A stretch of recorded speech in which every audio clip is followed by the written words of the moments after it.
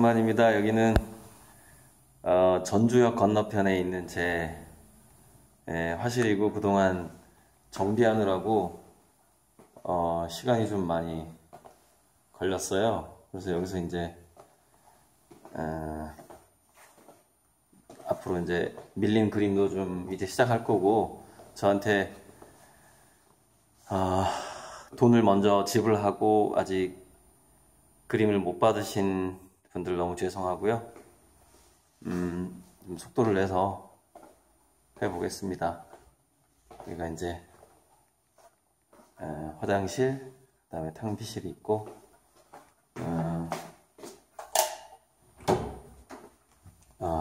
여기가 이제 아이들 사물함. 아직 이름을 다 안 적었는데, 이거는 그 전주의 그 염소연 작가가 자기 애들이 쓰던 사물함을 줬고요. 1인용 1인용 라면. 오늘 전기 렌지도 전기 렌지 맞나? 전 그거 가져왔어요.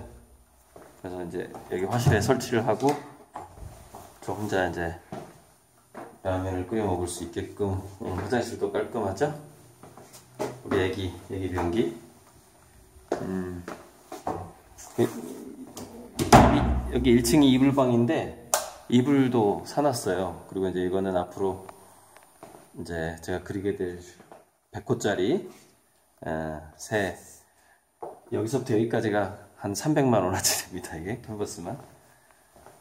그러니까 이제 입구에는 이제 최근 전시 관련된 포스터 붙여놨고, 여기는 이제 공구 같은 거 놓는 곳이고요.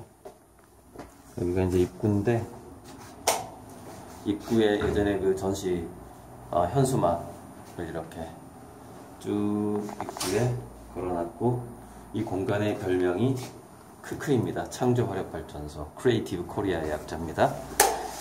자, 오늘 제가 이렇게 시작을 했는데요. 실은 제가 며칠 전에 어떤 학부모랑 전화 통화를 했어요. 그러니까 전화 상담이 왔죠. 여기는 이제 아이들 그림 무료로 배우는 공간이에요. 아직 정물은 많이 부족한데요. 어제는 이제 이런 거, 즉 아래에서 위를 쳐다볼 때 공중에 붕 떠 있는 사물을 어떻게 그릴 것인가 해서 이제 직접 이렇게 유리판 위에 사물을 올려놓고 그리는 저런 수업이 굉장히 중요하거든요. 상상보다는 실제로 공중에 떠 있는 물건을 여러 번 그려봐야만이 이렇게 어떤 주제를 주고 자유롭게 구성할 때 큰 도움이 돼요. 자, 어쨌건 며칠 전에 전화 상담을 녹음한 게 있어요. 그래서 제가 유튜브에 올릴 수 있다고 허락을 맡았고요. 그래서 그 부분을 찍어서 올리려고 지금 도입부에 잠시 제 화실을, 전주역 건너편 화실을 쭉 한번 보여드렸고요. 앞으로는 여기서 이제 그림을 할 건데, 이제 여름에 여기 지하라서 여름에 습기를 어떻게 잡느냐, 선풍기를 계속 틀어놓고 환풍을 해야 되고, 제습기는 한도 끝도 없을 것 같고, 그래서 바람하고 공기의 흐름을 만들어줌으로써 해결하려고 그러고, 어떤 분이 솔방울을 많이 갖다 놓으라고 그래서 솔방울을 쫙 또 깔려고 그래요. 자, 그래서 그 전화 통화 내용을 한국전 전망에 대한 내용도 나오고, 그다음에 잔인한 게임을 좋아하는 아들을 어떻게 할 것인가, 이런 상담 내용인데, 아무튼 지금 시작하겠습니다. 전화 목소리는 누군지 잘 못 알아들어요. 그러니까 일단 내가 이걸 내용이 너무 좋아서 유튜브에 올릴지도 몰라서 그래요. 그러니까, 그러니까 그 게임에서 어떤 사례가 있냐면, 물건은 전혀 안 하고 이렇게 전략 시뮬레이션 게임이라고 하죠. 온라인에서 이렇게 그 게임만 중학교 때부터 고등학교 때까지 내내 하던 친구가 있었어요. 근데 이 친구 부모님이 뭐였냐면은 시장에서 야채 장사했던가 뭐 그래요. 근데 이름 까먹었는데, 그 친구가 반찬을 이렇게 그러니까 뭐 한 끼 먹을 반찬 또는 하루 먹을 반찬 이렇게 해가지고 1인 가구들한테 이렇게 온라인으로 주문을 받아서 파는 그런 장사를 시작한 거예요. 게임만 하다가. 그래서 장사가 너무 잘 되는 거예요. 그러니까 매년 10배씩 매출이 늘어나는 거예요. 그래서 이제 대기업에서 눈독을 들여가지고 이 친구한테 200억을 주고 그걸 탔어요. 시스템을. 근데 이제 이 친구가 뭐라고 그러냐면 자기는 창업 이후에 그렇게 장사하고 하는 노하우를 중고등학교 때 그 게임에서 많이 배웠다 이렇게 얘기를 한 거예요. TV 나와가지고. 근데 얘는 옛날엔 친구들하고 놀더니 요새는 게임에 빠져서 잘 나가서 놀지도 않더라고요. 그러니까 사실 우리가 나가서 논다는 게 미세먼지도 있고요. 요즘에 환경이 좋지가 않아요. 그 예전에 시골에서 자동차 없는 시골에서는 늘 우리가 나가서 놀았지만 자동차가 있는 환경에서는 언제든지 살인병기가 내 아이들 주변에 돌아다닌다고 생각을 해야 되거든요. 훨씬 위험하다는 거죠. 밖에서 노는 게.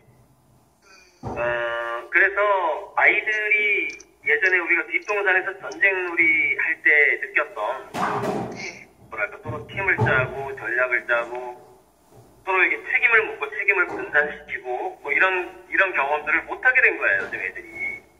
그래서 그걸 할 수 있는 기회가 온라인에서밖에 없는 상황이 돼버린 거죠. 이게 잔인한 장면이나 그런 게 나중에 영향을 미치진 않을까요? 그거는 일부 그렇게 사이코패스의 두뇌를 타고난 아이들한테는 그게 영향을 주겠지만 그걸 모방 범죄를 하겠죠. 그게 뭐 정말 1000명 중에 1명일지 10,000명 중에 1명일지 그거는 이제 미스트고 그건 좀 더 연구가 필요하겠죠. 그러나 대다수는 그렇게 막 피가 튀는 그런 게임을 한다고 해서 그것을 현실로 적용하지는 않아요. 그것은 게임하고 현실을 구분하지 못할 정도는 아니거든요. 보통 사람들.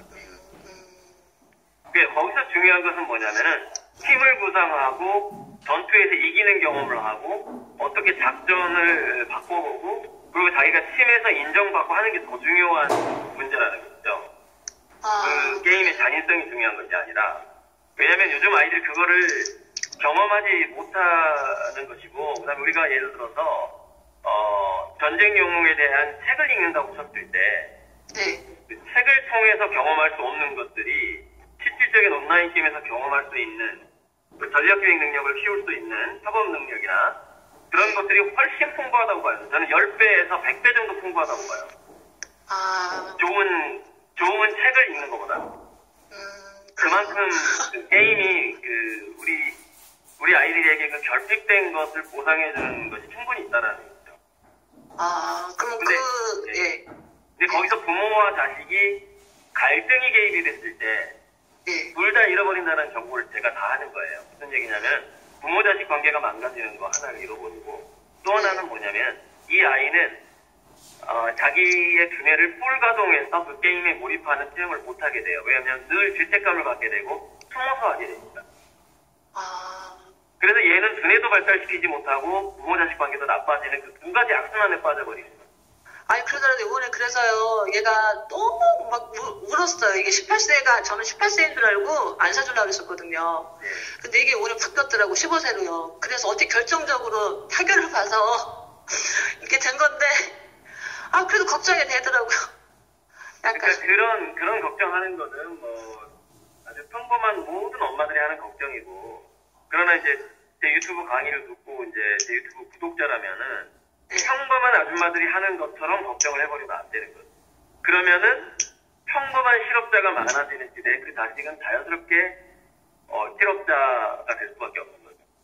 저는 이제 이렇게 아무리 인공지능 로봇 시대가 와도 아이들이 적극적으로 잘 이 세상을 살아갈 수 있게 키우려면 지금 현대의 이 문명 속에서 그것을 거부할 수가 없기 때문에 그것을 어떻게 활용하는 것이 우리 아이들의 두뇌와 인성과 협업 능력에 가장 좋을 것인가를 제가 고민을 하고서 강의를 다니잖아요. 그러니까 다른 그냥 보통 엄마들이 하는 방식으로 그렇게 해버리면 어떡해요. 한 번 더 공부해봐야죠. 한 번 더. 그래서 저도 여태까지 공부 한 글자도 안 해도 그냥 냅뒀거든요, 사실.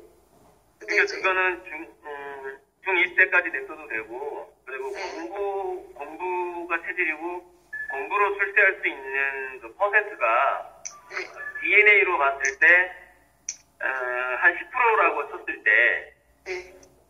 예전에는 공부로 성공할 수 있는 확률이 예를 들어서 한 50% 정도 됐단 말이에요. 사회적으로. 그러니까 무슨 얘기냐면 공부에 재능이 없는데도 불구하고 네. 공부를 시켰을 때 성공할 수 있는 확률이 굉장히 컸다고요, 예전에는. 네. 근데 지금은 공부가 원래 체질임에도 불구하고 원래 체질이니까 내가 공부를 시켰는데도 불구하고 성공 확률이 예를 들어서 한 5%밖에 안 되기 때문에 10분의 1로 줄어들었기 때문에 네. 10%의 공부가 아주 체질인 애들 중에서도 절반 정도가 겨우 어떤 역할을 하게 되는 그런 사회로 변모하고 있다는 얘기예요. 네. 그러니까 무슨 얘기냐면은 오히려 지금은 공부가 체질이라 할지라도 야 공부 너 성공 확률 낮으니까 좀 더 다른 것도 좀 이렇게 취미생활도 열심히 하고 그래야 돼. 오히려 이렇게 교육을 해야 되는 시점이란 말이에요. 그쵸. 아니, 그래서, 네. 체질인지 아닌지 불확실한 상황에서 게임을 그만두게 한다는 건 굉장히 위험한 선택이라는 거예요. 아, 그렇잖아요. 게임을 통해서 훨씬 많은 능력을 얻어서 사회에서 적응하고 새로운 직장에 취직하고 이런 능력을 길러낼 텐데, 기를 텐데. 아니, 그러잖아요. 그래서 선생님 강의를 들어서 이만큼 하는 건데, 주위 엄마들은 다 공부시켜요. 난리 나죠. 그냥 알아요. 그러니까 평범한 엄마처럼 하지 말라는 얘기. 두 번째 질문이 뭐예요? 아니, 이번에 아니, 선생님 그 칼럼 올리신 거, 그거 궁금해서. 전쟁 문제? 네. 아유, 좀 천안 사시죠? 네, 제가 작년에 동생이, 네. 저보고 동생 걔가 미국에 사는데, 네네네. 뭐, 그때 미국 항공모함도 뭐 보내고, 또 그때, 미국의 여론도 좀 안 좋으니까, 혹시나 모르니까 저한테 속는셈 치고, 만약에 전쟁이 나오면 유통이 마비될 수 있으니까, 비상식량이나 그런 거, 물 같은 거 사다 놓으라고 그래갖고, 제가 잔뜩 사놨었어요, 작년에. 혹시나 모르니까. 뭐, 예를 들어서 누룽지 같은 거 그런 것도. 근데 그게 못 먹어요, 사실은. 그냥 못 먹어요. 이게 정말 먹을 게 없어서 먹을 정도 돼야 되지. 그럼요. 못 먹겠더라고요. 전투식량이라는 것은 맛으로 먹는 건 아니니까, 물론 요즘에는 뭐, 맛있는 전투식량도 많이 나왔는데. 네, 그래서 이제 선생님이 그걸 자꾸 저번에 그 칼럼에도 올리셔갖고, 네네. 이번에는 그 가능성을 2018년에 가능성을 얼마나 보고 그렇게 말씀을 하신 건지. 저는요, 거의 99% 이상이라고 봐요. 그래서, 예전에 제가 작년 추석 때, 네. 한 70% 봤거든요? 네. 추석 연휴 때. 네. 근데 이번에는 확률이 너무 올라갔고, 네. 지금, 4월이 얼마 남지도 않았는데, 지금. 얼마 남지도 않았고, 네. 4월, 가장 위험한 시기가 4월 1일, 4월 15일 사이에요. 그러니까. 하나니면은 거기에 이렇게 미군 부대만 없으면, 그 평택에 있어요, 미군 부대가. 가까이. 평택하고 천안이 멀 거 아니에요. 한 30분 거리 되더라고요. 차 타고. 그 정도면 됐어요. 뭐 핵무기를 쏠 건 아니니까. 그 정도면 괜찮고, 지금 네. 한국으로 이렇게 발령을 받는, 미군들이, 네. 얼마 전에 중동 시리아 뭐 이쪽, 이라크전, 이렇게 전투 경험이 많은 사람들이 오고 있고요. 네. 그 다음에 가족 동반이 지금 불가능하대요. 예전에는 가족을 데리고 한국에 들어왔는데, 네. 새로 오는 사람들은 가족을 못 데리고 오고요. 그 다음에, 제 생각에는 우리가 모르게 가족들이 미국에 빠져나갈 가능성도 있어요. 그걸 우리가 느낄 수가 없는데. 네. 그러면 예. 그리고 태평양 사령관이 한국을 오는 이유는 뭐냐면은, 미국 단독으로라도 전쟁을 하겠다라는 의지래요, 그게. 그러니까 이거는 한국 대통령이 아무리 얘기를 해도 이걸 피할 수는 없는 거예요. 왜냐면은 북한 땅이 우리 헌법에는 물론 우리 땅으로 돼 있지만 북한 땅을 좌지우지하는 것을 한국이 막을 수 있는 어떤 국제적인 무슨 규약이 있다거나 권한이 없어요. 이건 그냥 강대국에 의해서 그냥 요리가 되는 거예요, 북한 땅은. 그래서 만약에 2018년 내에 일어난다면 그렇게 말씀을 하셔서 저는 이게 가능성을 얼마나 보시는 건지 어떤 준비를 또 비상식량을 사다 놔야 되는 건가 좀 그렇더라고요. 아니요, 식량까지는 괜찮을 것 같아요. 남쪽으로는 괜찮을 것 같은데. 네. 뭐 유통이 마비될 수도 있다고 그래서. 서울이 문제예요, 서울.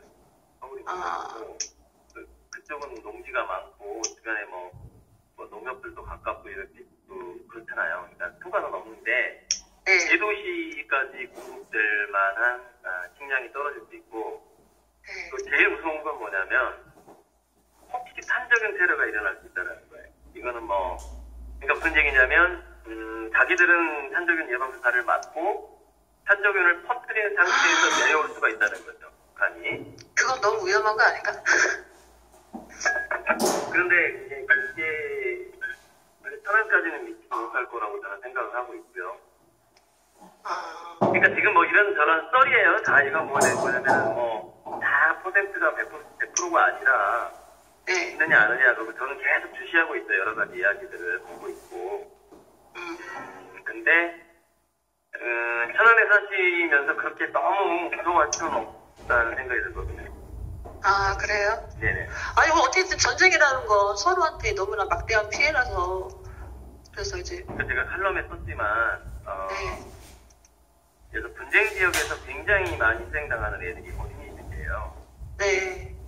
근데 문제는 전쟁을 일으키는 그 당사자들은요, 거기서 누가 죽는지에 대해서 별로 개의치 않는다는 거예요. 그게 뭐냐면은 인종차별이라는 거예요.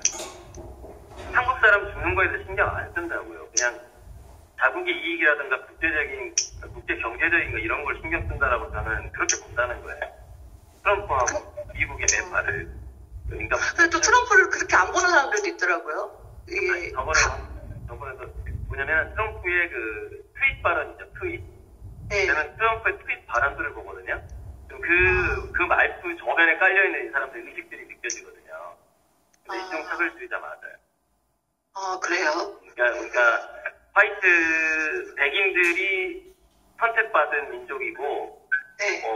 전 지구를 지배해도 되고 뭐 이런 식의 의식이 좀 있어요. 그게 그 백인 기독교인들이 약간 그런 의식이 많거든요. 예. 그 사람이 그 절세랑 많이 뭐 기독교인이라고 하던데. 백인 기독교인들이 굉장히 많아요. 다른 인종에 대해서 별로 개의치 않아요. 의식들이 많아요. 게다가 트럼프는 유태인하고 손을 잡았잖아요. 아, 그래요? 자기 딸도 유태인한테 보내고 이런. 유태인들이 또 그런 의식이 얼마나 많은지 알아요. 그쪽 팔레스타인 쪽에서 사람들 죽을 때 웃으면서 쳐다보고 막 그런 사진도 뜨고 그랬어요. 그러니까 다른 인종을 사람을 안 보는 그런 경향이 있다니까. 아, 그렇구나. 사람 다치면 어떻게 죽으면 어떻게 이런 생각 안 한다니까.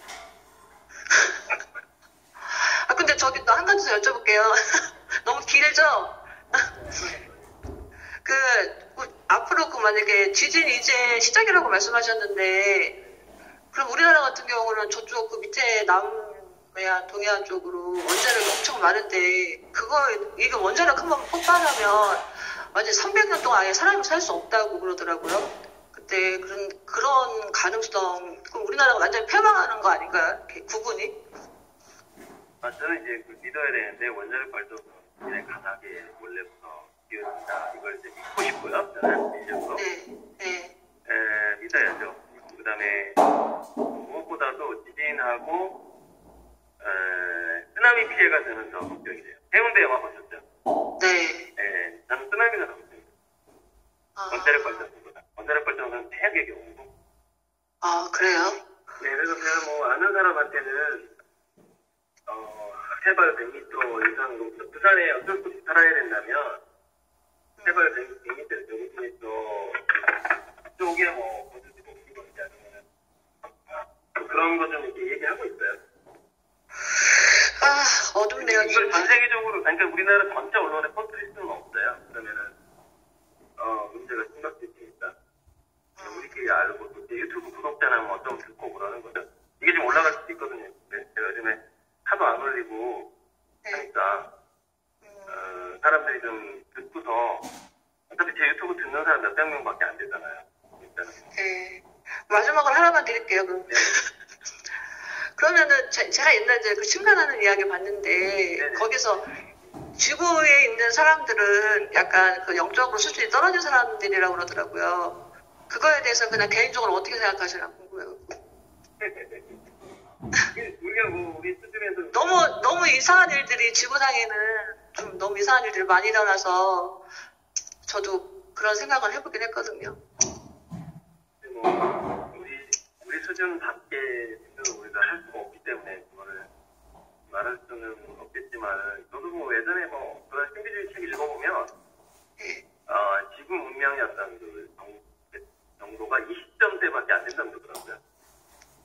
80점대에 굉장히 정신적으로, 문명적으로 성숙한 그런 행성들도 많이 있다고 그러더라고요. 지금 보세요, 뭐 지금 이렇게 뭐 전쟁 준비하고 막 하는 거 보세요. 이게 수준이 높은 행성인지, 이게 수준이 낮은 행성인지 당연히. 근데 이제 이 중에서 예전에 그 외계인과의 인터뷰라는 그런 책에 나온 이야기인데, 그래서 이제 그 마치 그 불교에서 비단보살처럼 지구인들과 함께 이 지구인들을 위해서 내려온 그 성인 군사형 그 영혼들이 또 있다는 거예요. 그래서 이제 저 스스로는 그런 사람이 아니라 할지라도 그런 사람처럼 나 자신을 느끼고자 노력을 하죠. 그러니까 항상 글로벌하게 이렇게 생각을 하고, 그런데 그래도 이제 힘이 개인적으로 제가 슈퍼맨이 아니다 보니까 더 강력한 힘에 의해서 다가오는 쓰나미나 지진이나 전쟁이나 이런 것은 피하라고 얘기해 주는 수밖에 없다. 그래서 슈퍼맨이 아니고 막을 거고. 그리고 저는 이제 이번 전쟁 이후에 한민족이 문화적으로 이렇게 융성할 수 있는 이제 이게 기회가 온다고 봐요. 이게 역사적으로 어쩔 수 없는 운명일 수 있다 이렇게 생각을 해요. 이번 전쟁. 선생님 아무래도 영감이 좀 있으실 것 같긴 하더라고요. 그림을 그리시다 보니까 저희들이 알 수 없는 그런 걸 알 수도 있겠다 싶더라고요.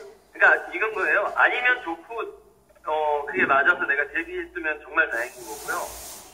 그 마치 뭐 지옥이 신과 지옥이 있느냐 없느냐 중에서 뭘 믿는 게 더 유리하냐 그거 아시죠? 어떤 철학자가 신을 믿고 지옥 안 가는 게 더 유리하지 않냐. 50대 50의 확률이라고 쳤을 때 정말 신이 있고 지옥이 있고 막 하네. 그러니까 착하게 사는 게 꼭 나쁜 것도 아닌데 이러면서 그런 얘기 있잖아요. 나는 그런 심정으로 얘기하는 거예요. 제가 머리가 좀 복잡하더라고요. 그래서 그 칼럼도 보고 애도 그렇고 게임도 그렇고 그래서 한번 상담 한번 드려봤어요. 게임 부분은요. 그러니까는 애한테 화내지 마시고 온화하게 그 아이의 선택과 그 아이의 그 미래가 밝을 거라는 정말 100% 믿으라고 제가 하잖아요. 그러면은 이게 부모가 자식을 못 믿는 것은 자기 자신의 열등감 때문에 못 믿는 거라고요. 그래서 부모 자식 다양한 게임은 안 하더라고요. 다양하게 게임을 안 하고 이렇게 몇 개만 하더라고요. 한 3-4개 그 정도. 서너 개면 됐죠. 서너 개만 잘해도 대단한 거죠.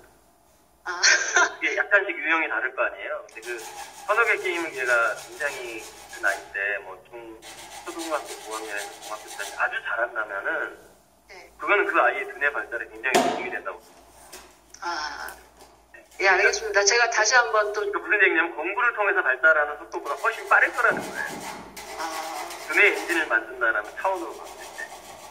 그럼 얘는 그 다음에 흡수력이라든가 응용력이 굉장히 좋아지죠. 그 나이 때 발달해야 될 속도가 더 빠르니까. 하기 싫은 영어 수업 공부하는 것보다는 게임하면서 성장하는 속도가 빠르기 때문에 장기적으로 훨씬 이익이라는 거죠. 다시 한번 그럼 제가 알겠습니다. 그래서 다시 통화해요, 나중에. 감사합니다.